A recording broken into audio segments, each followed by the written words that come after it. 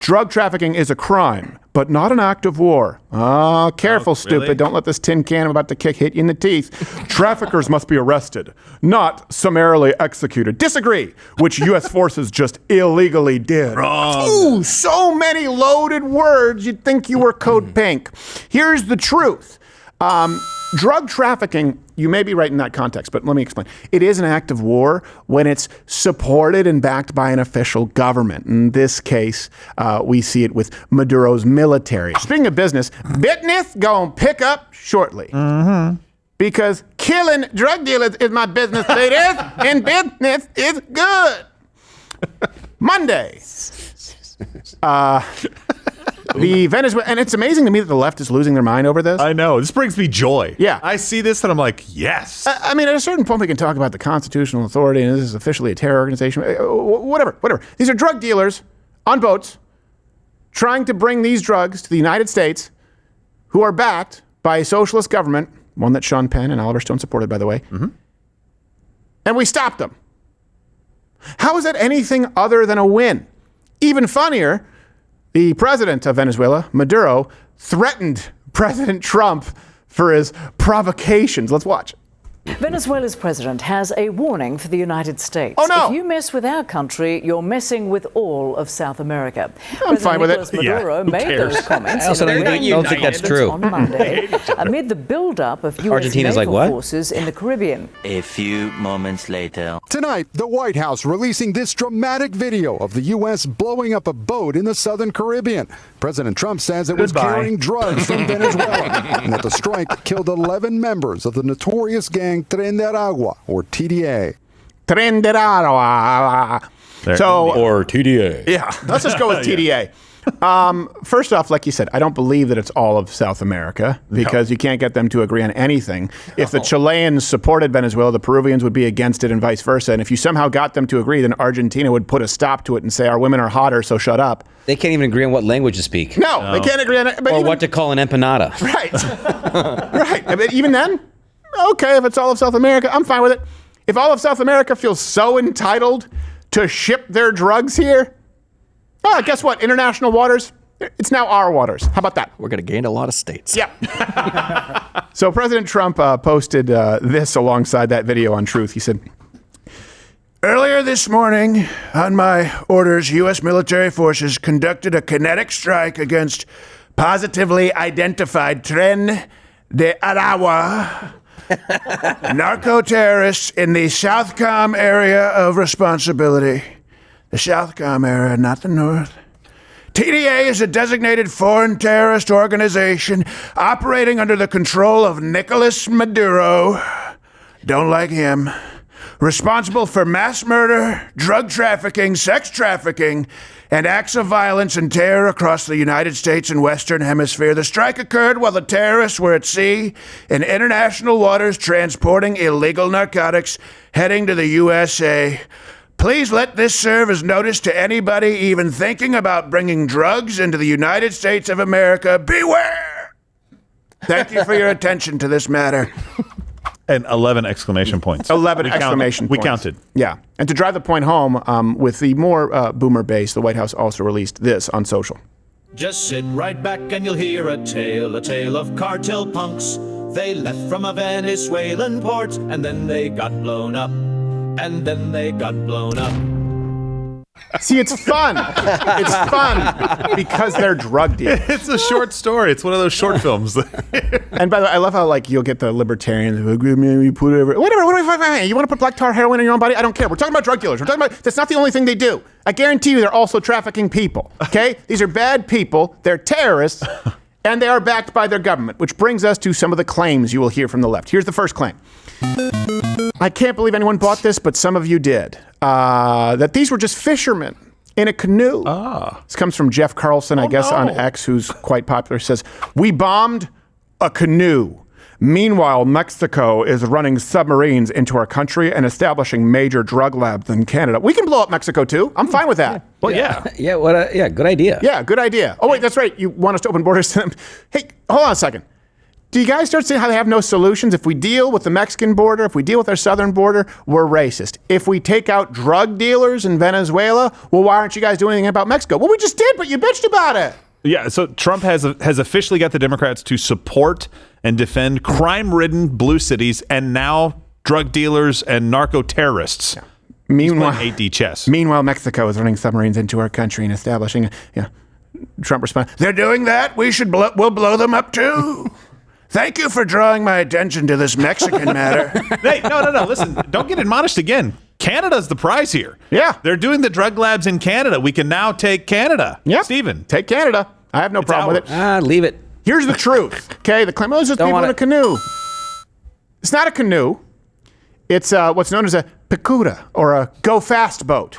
Very descriptive. Yeah. It's powered by outboard motors that cost many tens of thousands of dollars in some instances, can travel up to 40 knots. That's 46 miles per hour. But here's another point.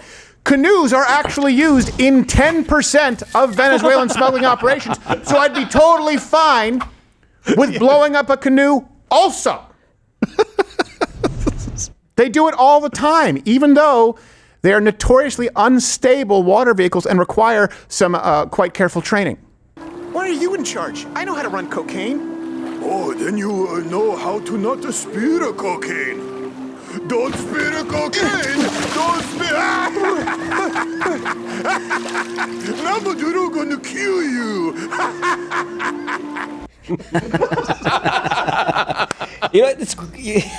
Now show me cocaine a fingernail. Snort in, breathe out. Snort in. Snort in, get a greater business plan. Wipe gum. Snort in, clean the floor all night. It's crazy that these people, they make this claim. I've seen it online this morning from quite a few people that, these are just a couple of fishermen in the canoe.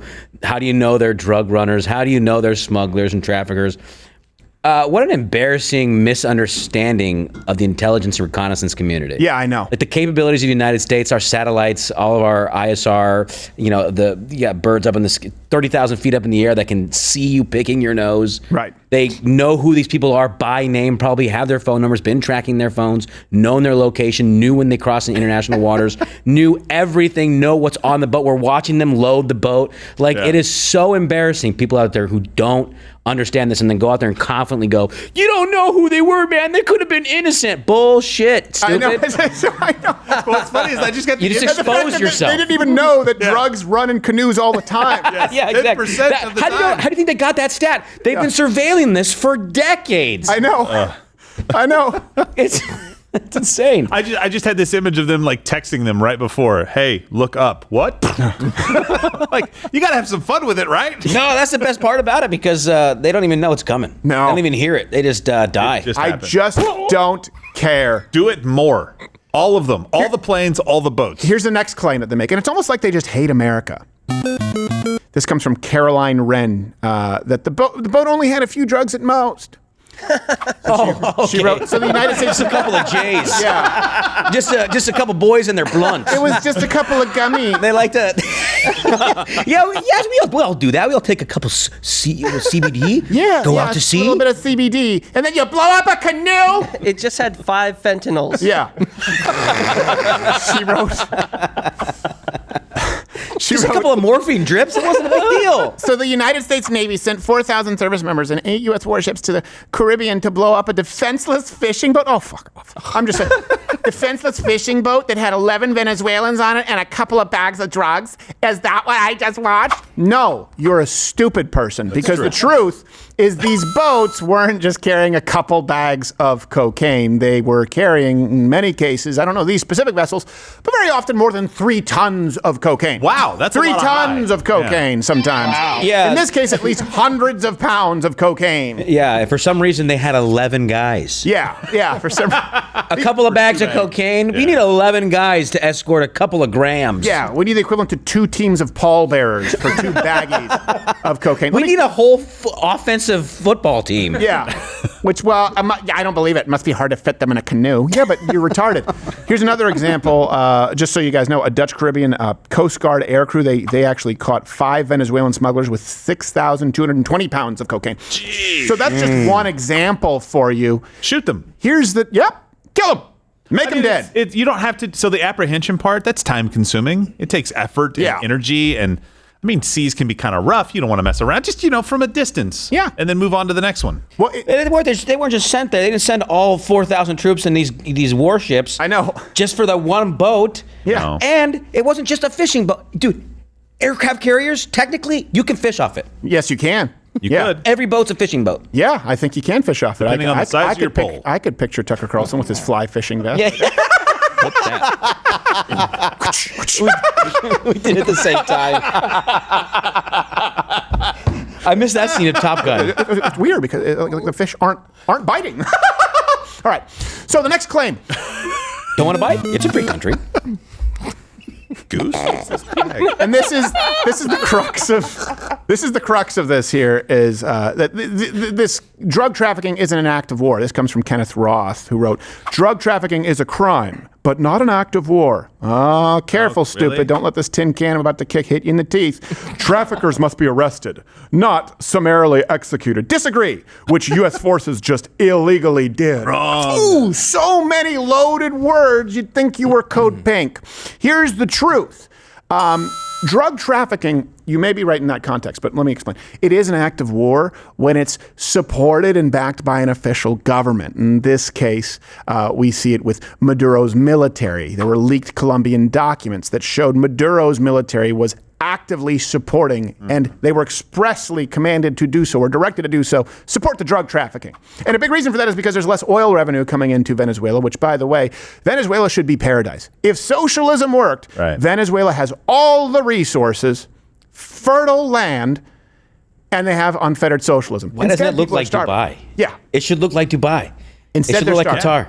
So when there was less revenue, because the United States said, no, we're not going to be taking part in this blood oil, basically. Remember that was a term you guys used, leftists, for a long time. No, blood for oil.